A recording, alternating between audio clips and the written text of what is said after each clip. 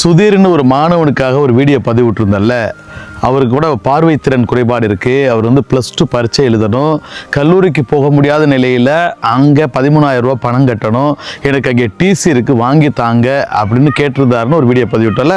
அந்த வீடியோ பார்த்துட்டு வெளிநாட்டில் இருந்து மகேஷ்குமார்னு ஒரு சகோதரர் உடனடியாக நான் பணம் கட்டுறேன், அவருக்கு டிசி வாங்கி கொடுத்து பரீட்சை எழுத வைங்க அப்படின்னு சொல்லிட்டாரு. இப்போ நம்ம என்ன பண்ணியிருக்கிறோம்னா, திரும்ப சுதீர் வீட்டுக்கே வந்திருக்கிறோம். சுதீருக்கு இந்த சர்ப்ரைஸை போய் சொல்லி சுதீரை நம்ம கூடவே கூட்டிகிட்டு போயிட்டு அவருக்கு டிசி வாங்கி கொடுத்து அந்த நம்ம சப்போர்ட் பண்ண போகிறோம். வாங்க சுதீர் வீட்டு போவோம். சுதீர் என்ன பண்ணுற? வா. நல்லா இருக்கியா சார்? நல்லா இருக்கியா? வீடியோலாம் பார்த்தியா? பார்த்து. நல்லா இருந்துச்சா?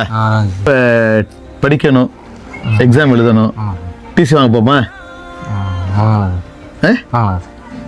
உன்னுடைய வீடியோ பார்த்துட்டு வெளிநாட்டிலேருந்து மகேஷ்குமார்னு ஒரு சகோதரர் உடனே உன்னை வந்து டிசி வாங்கி கொடுத்து போய் படிக்க வைக்கின்ட்டார். இப்போ சுதீரை கூட்டிகிட்டு போயிட்டு கல்லூரியில் இந்த பணத்தை கட்டி அவருக்கு டிசி வாங்கி கொடுத்து கூட்டிகிட்டு வர போகிறோம். சுதீரை வந்து நம்ம கூட்டிகிட்டு வந்துட்டு அவர் படித்த கல்லூரியில் வந்து மாற்றுச் சான்றிதழையும் வாங்கிட்டு வந்துட்டோம்.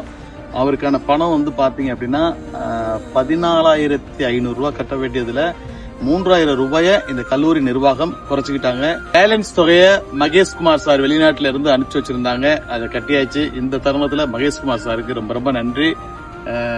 நிறைய பேர் நீங்க கேட்கலாம், ஏன் இவர் இதே கல்லூரியில வந்து பணம் கட்டி படிக்க கூடாது அப்படின்னு கேட்கலாம். இவருக்கு வந்து பார்வை திறன் குறைபாடு காரணமா போர்டுல எழுதி போடுறதை இவரால் கவனிக்க முடியல. பாலிடெக்னிக்னாலே லேப் அதிகமா இருக்குல்ல, அந்த லேப்ல வந்து இவரால் போய் கவனிச்சு அதை பார்க்க முடியலன்னு சொல்லிட்டு தான் இவர் வந்து +2 படிக்கிறதுக்கு முடிவு எடுத்திருக்கிறாரு. உதவி செஞ்ச மகேஷ்குமார் சார் அவருக்கு ரொம்ப நன்றி. வெளிநாட்டிலேருந்து எனக்கு உதவி செஞ்ச அவருக்கு ரொம்ப நன்றி. இது மாதிரி உள்ள ஸ்டூடெண்ட்ஸுக்கு இருந்து நிறைய உதவி பண்ணுறாங்க.